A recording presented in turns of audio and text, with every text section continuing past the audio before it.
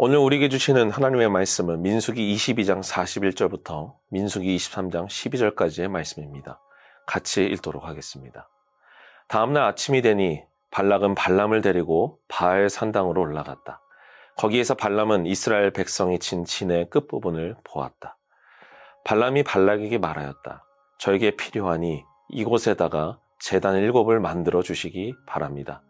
그리고 저에게 필요하니 이곳에다가 수송아지 7마리와 순양 7마리를 준비하여 주시기 바랍니다. 그리하여 발락은 발람이 말한 대로 하였다.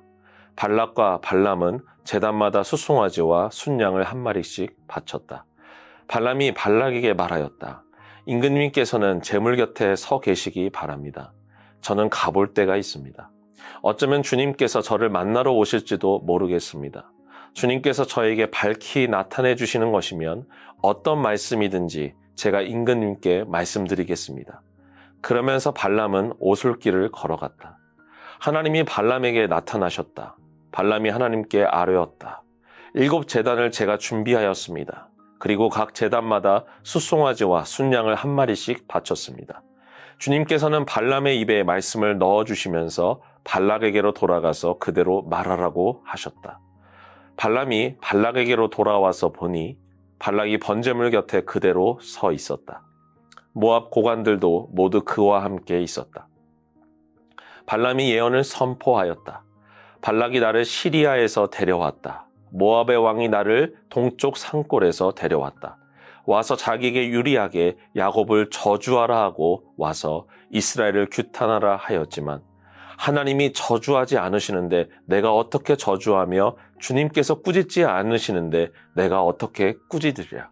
바위 산꼭대기에서 나는 그들을 내려다본다. 언덕 위에서 나는 그들을 굽어본다. 홀로 사는 저 백성을 보아라. 그들 스스로도 자신들을 여느 민족들 가운데 하나라고 생각하지는 않는다. 티끌처럼 많은 야곱의 자손을 누가 셀 수 있겠느냐? 먼지처럼 많은 이스라엘의 자손을 누가 셀 수 있겠느냐? 나는 정직한 사람이 죽듯이 죽기를 바란다. 나의 마지막이 정직한 사람의 마지막과 같기를 바란다. 발락이 발람에게 말하였다. 지금 무엇을 하고 있는 거예요? 대적들을 저주해달라고 당신을 데려왔습니다. 그런데 당신은 그들에게 복을 빌어주었습니다. 발람이 대답하였다. 주님께서 나의 입에 넣어주시는 말씀을 말하지 말란 말입니까? 이스라엘이 광야에서 이방 민족들과 전투를 벌이며 연승을 하며 가나안 땅으로 가고 있을 때였습니다. 그때 모압 지역의 왕 발락은 심한 공포에 휩싸이게 됩니다. 그는 군사력으로는 이스라엘을 도저히 이길 수 없다고 생각합니다. 그래서 그가 선택한 것은 영적으로 저주를 해서 이스라엘을 무너뜨리는 방법이었습니다. 발락은 당대 유명한 이방인 예언자 중에 한 사람을 부릅니다. 그의 이름은 발람이었습니다. 그는 그를 초청해서 자신이 보는 앞에서 이스라엘을 저주할 것을 부탁합니다. 오늘 우리가 읽은 본문이 바로 첫 번째 저주를 부탁하는 장면입니다. 민수기 23장 3절과 4절을 같이 읽도록 하겠습니다. 발람이 발락에게 말하였다. 임금님께서는 제물 곁에 서 계시기 바랍니다. 저는 가볼 데가 있습니다. 어쩌면 주님께서 저를 만나러 오실지도 모르겠습니다.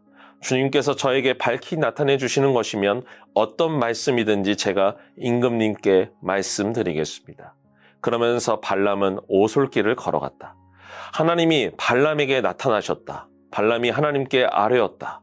7 제단을 제가 준비하였습니다. 그리고 각 제단마다 수송아지와 순양을 1마리씩 바쳤습니다.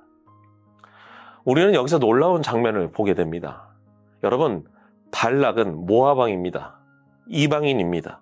그리고 발람 예언자 역시 이방인이었습니다. 그런데 이들이 지금 하고 있는 게 무엇입니까?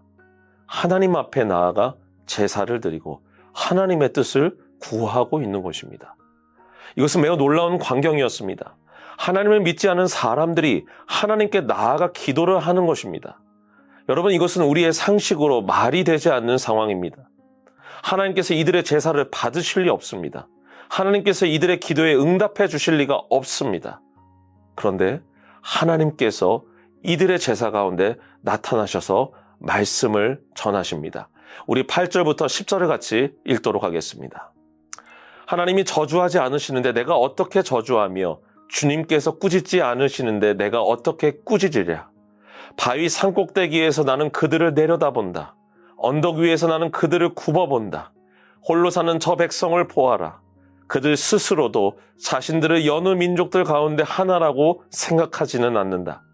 티끌처럼 많은 야곱의 자손을 누가 셀 수 있겠느냐? 먼지처럼 많은 이스라엘의 자손을 누가 셀 수 있겠느냐? 나는 정직한 사람이 죽듯이 죽기를 바란다. 나의 마지막이 정직한 사람의 마지막과 같기를 바란다. 발람 선지자는 이스라엘을 저주하기 위해 제사를 드렸고 하나님의 뜻을 구했습니다. 그는 이스라엘이 스스로가 멸망당하도록 심한 저주를 퍼부으려고 했습니다. 하나님께 나아가 저주의 기도를 드린 것입니다. 그러나 하나님은 그에게 저주가 아닌 이스라엘을 향한 축복을 내려주십니다. 우리는 이 장면에서 하나님의 영적 원리를 깨달아야 합니다. 이스라엘은 하나님이 너무나 사랑하시는 백성들이었어요. 바위 산꼭대기에서 그들을 내려보신다고 하실 정도로 하나님의 시선은 이스라엘에게 향해 있었습니다. 광야에서부터 그들은 하나님과 함께 걸어가는 삶이 무엇인지를 경험했습니다. 하루의 만나를 경험하고 바위에서 물이 터져나와 목마름을 채웠습니다. 그러나 하나님이 보시기에도 그들은 광야에서 홀로 살아가야만 하는 자녀들과 같이 보였습니다. 그러나 그들은 외롭게 살아가는 존재들이 아니었습니다. 하나님이 그들의 아버지가 되어주셨고 그들의 방패와 산성이 되어주셨기 때문입니다. 하나님께서는 자신이 사랑하는 자녀가 다른 이들로부터 공격을 당하고 저주의 말을 듣게 될 때에 그것을 가만히 내버려 두시지 않았습니다. 발람 예언자가 저주의 기도를 드렸을 때에도 그의 입술을 바꾸어 축복의 기도로 바꾸신 분이 바로 우리 하나님이셨습니다. 하나님께서는 이처럼 우리의 외부의 환경들을 바꾸시는 분이십니다. 우리에게 어려움을 주고 힘듦을 제공하는 모든 관계들과 상황들 속에서 우리가 눈으로 볼 수는 없지만 영적인 세계에서 일하고 계시는 분이 우리 하나님이십니다. 중요한 것은 그들이 이방인이라 할지라도 그들의 입술을 바꾸어서 우리를 향해 축복으로 인도해 주셨다라는 사실입니다. 여러분, 이 사실이 얼마나 우리들에게 위로가 되고 위안이 됩니까? 이 엄한 세상, 그 누구도 믿을 수 없고 신뢰할 수 없는 이 땅에서 우리는 힘겹게 믿음을 지키며 살아가는 존재들입니다. 때론 교회 안에서도 우리의 믿음이 흔들릴 때가 있습니다. 아직은 하나님 안에서 새로운 인격을 경험하지 못하는 그 사람들의 말들을 통해서, 그들의 차갑고 날카로운 언어를 통해서 우리는 심한 좌절과 어려움을 경험할 때가 있습니다. 그때마다 우리의 마음은, 우리의 믿음은 조금씩 병들어가는 것 같습니다. 그러나 하나님께서 사랑하는 자녀를 어떻게 보호하시는지 우리가 오늘 말씀을 통해 볼 수 있고 깨달을 수 있다면 우리는 이래일배하며 살아가는 것이 아니라 굳건하게 주님을 바라보고 살아갈 수 있는 것입니다. 오늘 하나님께서 일하시는 것을 보시기 바랍니다. 하나님께서 그들 앞에 나타나지 않으셔도 되었습니다. 그들의 기도를 듣지 않으신다 해도 되었습니다. 그러나 하나님께서는 친히 그들에게 나타나셔서 그들이 스스로 좌절을 경험하도록 하십니다. 우리 하나님은 그들의 수고가 얼마나 헛되고 의미가 없는지 깨닫게 해주신 것입니다.